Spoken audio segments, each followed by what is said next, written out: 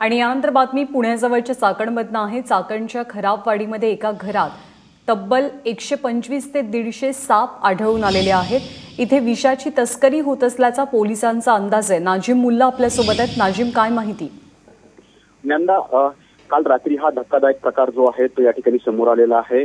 एका खोलीमध्ये जवळपास 125 ते 150 सर्प जे आहेत ते गेल्या काही दिवसापासून सांभाळले जात असल्याचं पोलिसांना माहिती मिळाली होती आणि एका सोसायटीमध्ये हा सर्व प्रकार चालत असल्याचं पोलिसांना माहिती मिळाल्यानंतर काल रात्री पोलिसांनी त्या ठिकाणी छापा टाकला असता 125 ते 150 साप जे आहेत ते विषारी सर्व साप आहेत। विविध जातीचे हे सर्व साप जे आहेत ते पत्र्याच्या पेटीमध्ये आणि बॅलरमध्ये ठेवल्याचं देखील या ठिकाणी निष्पन्नास आलेलं आहे।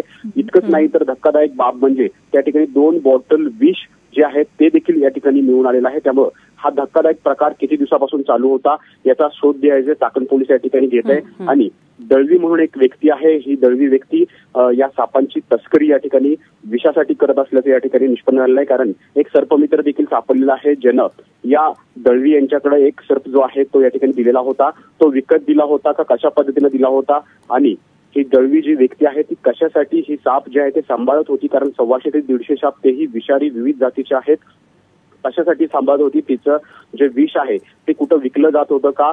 निश्चितपणे या सगळ्या संदर्भात पोलिसांनी आता त्यांचा तपास सुरू केलेला आहे। नाजिम, धन्यवाद या सगळ्या माहितीबद्दल।